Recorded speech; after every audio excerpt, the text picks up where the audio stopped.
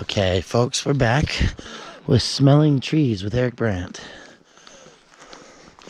Our show, which is in progress, continues with Eric sniffing a ponderosa.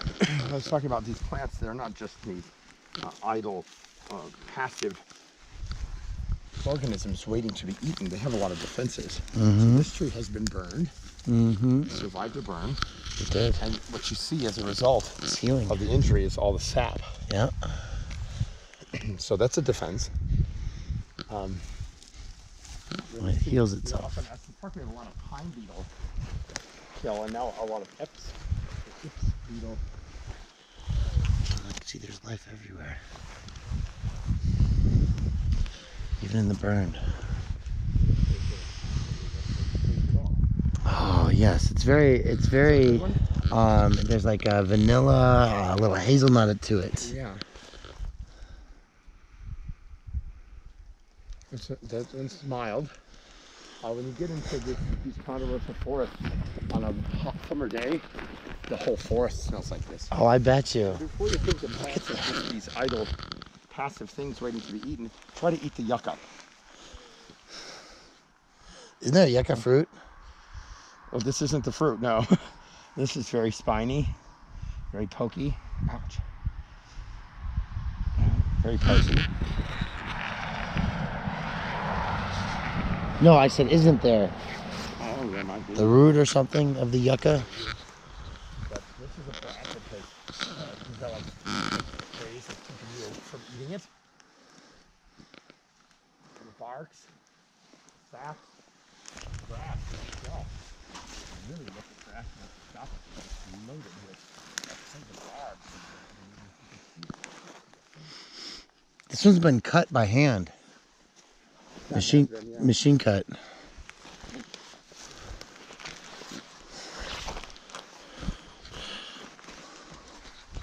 So this area of the forest had a ground fire that went through, but they were able to keep it out of the ground. Right. And Part of that's got across to the street. That was total destruction. right. Part of that's got to be some of that clear cutting on the bottom too, right? So the fire has to get high enough to catch the trees. Yeah, these ponderosa pine cones, they React won't to the open heat till there's a fire. until there's a fire. That's right. And these are young currants here. Here's some lichens that have started good. And this is probably at least a 30-year burn through here. It's taken that long for the lichens to start growing back on these rocks. Pretty flowers. The columbines, I believe those are. Is that the columbine?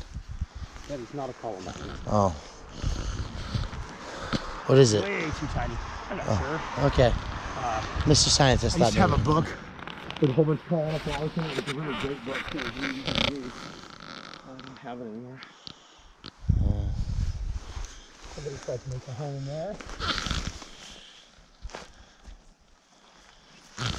So I was describing on my recording that it's hard to sit back and realize that a green forest is a dead forest, and a dead forest is a living forest. A what? It seems counterintuitive, A doesn't it? green forest? A green forest is a dead forest, but a dead forest is a living forest. Let's take a look at how many creatures are making this home. Lots.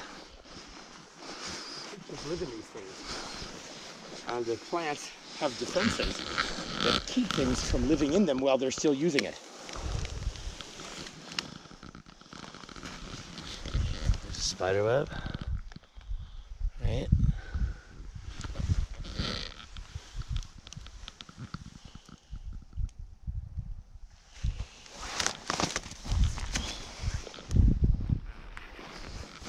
So Eric now has a sniffing trees.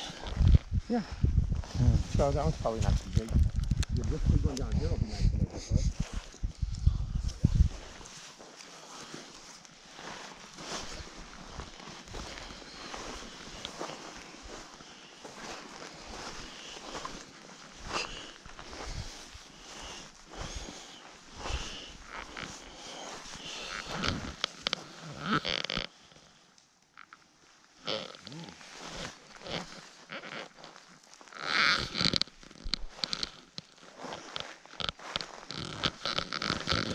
We now bring you part 2 of Sniffing Trees with Eric Brandt on the Eric Brandt Show.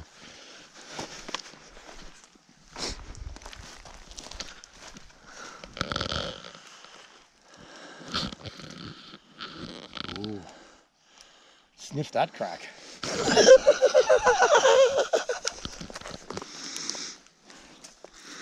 Almost rummy. Oh. Did you say rummy on that one? Yes. Yeah. But see, it's not like we could peel some of this and give it to Janet and she'd be able to get it because it's deep inside these layers, right? It's the right. It's deep in the cracks. Yeah.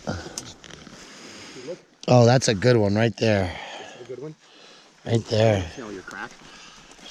That one right there. It gets deep into it. Oh, it's very rummy. Yeah. So different trees smell a little different, right? Yeah. Chocolate, strawberry, rum, vanilla, right? And we can tell that this had a burn, and it was many years ago. But take a look. These pine trees are just beginning to grow. Right, and that's like a 4 or 5 year old pine right there, I think maybe.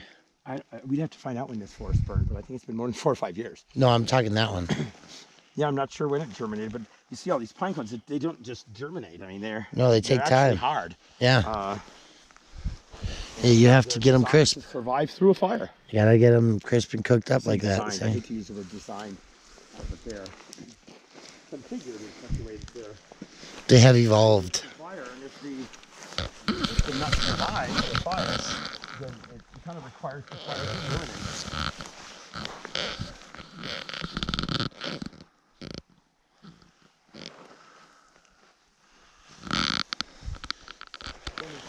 Plants are very good at defending themselves. It's very gravelly too, by the way, guys, just so you know. It's very, very chunky. Strong one here. They're very good at defending themselves against attack.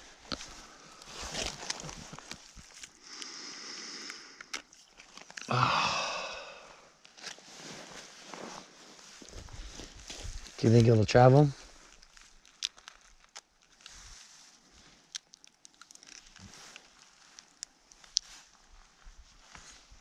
This could never be possible while this tree was living. Okay, push it out.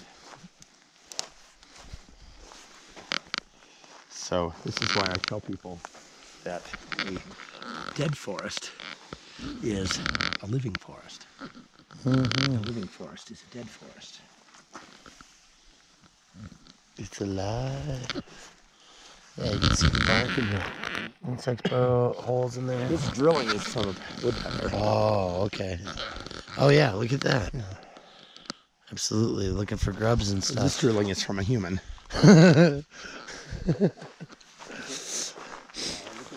So the sign says no shooting. And, And there are clay pigeons. there is debris. Oh, look at this tree over here. How much living it has in it. I think this looks more like buckshot than living. Yes,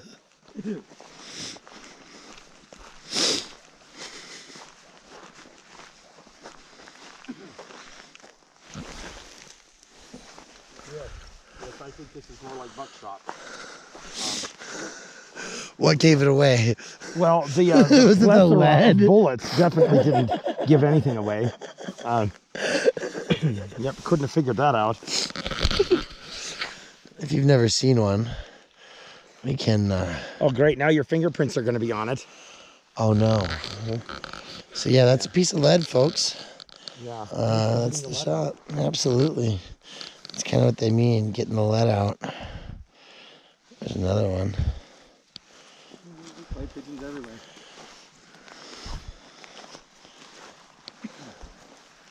It's pretty hard for a tree to get started. And you get shell. For a tree to get started.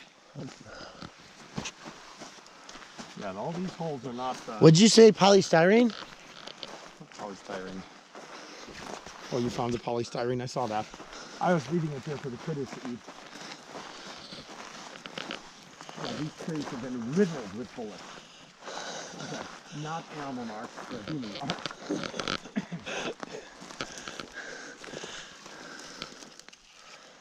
Look at that. These bones are an important source of calcium for the critters. They'll gnaw on them.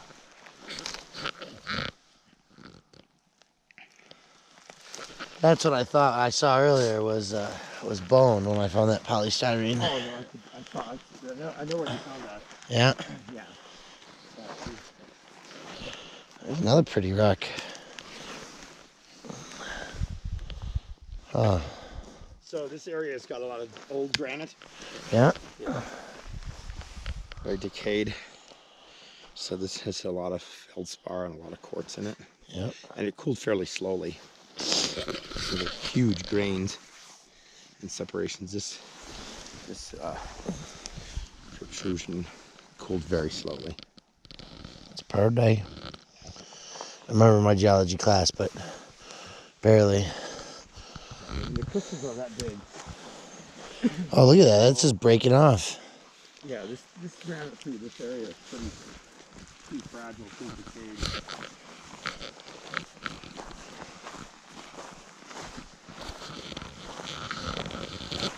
Should we smell another tree? Sure, why not? Oh, look, this one's all sappy. Yes. What do we have here? Do we have beetle? Oh my God, look, this is Ips beetle. Yeah, this tree's gone.